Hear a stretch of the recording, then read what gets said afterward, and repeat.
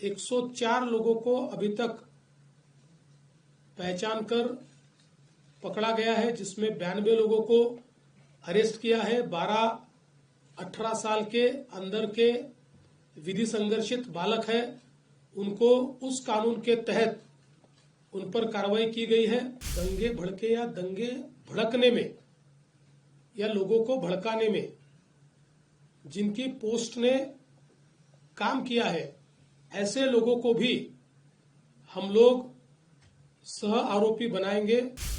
जिन्होंने पुलिस पर हमला किया है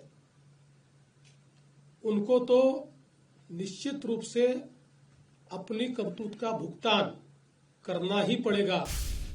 जो सीसीटीवी फुटेजेस हमारे पास उपलब्ध थे, अलग अलग लोगों ने वीडियोस दिए थे, उन वीडियोस को भी एनालाइज किया गया। पत्रकारों ने भी पुलिस के पास कुछ वीडियोस दिए, उसको भी एनालाइज करने के बाद जो दंगई है उनकी पहचान कर ली गई है। 104 लोगों को अभी तक पहचान कर पकड़ा गया है, जिसमें 92 लोगों को अरेस्ट किया है। 12-18 साल के अंदर के विधि संघर्षित बालक है, उनको उस कानून के तहत उन पर कार्रवाई की गई है।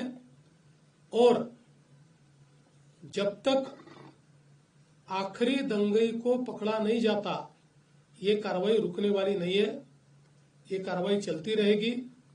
लगातार एविडेंस आ रहा है, उस एविडेंस के आधार पर ये कार्रवाई यहां पर चल रही है। ये भी तय हुआ है कि ये जितना नुकसान दंगइयों ने किया है, इसका पूरा हिसाब निकाला जाएगा और ये पूरा नुकसान उनसे वसूल किया जाएगा।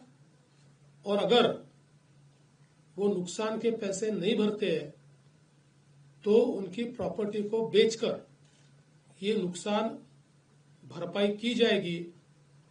किसी भी हालत में इस प्रकार से किसी को दंगा करके दूसरे को नुकसान पहुंचाने की इजाजत नहीं दी जाएगी।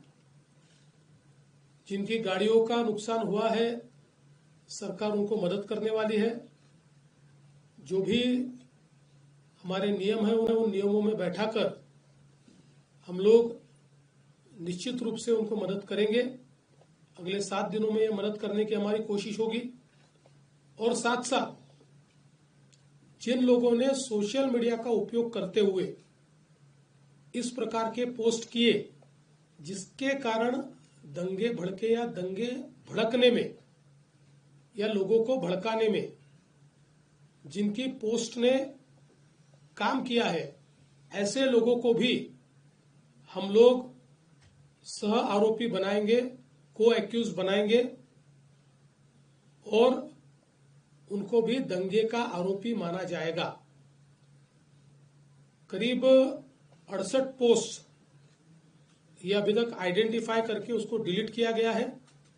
कुछ आइडेंटिफिकेशन अभी भी जारी है।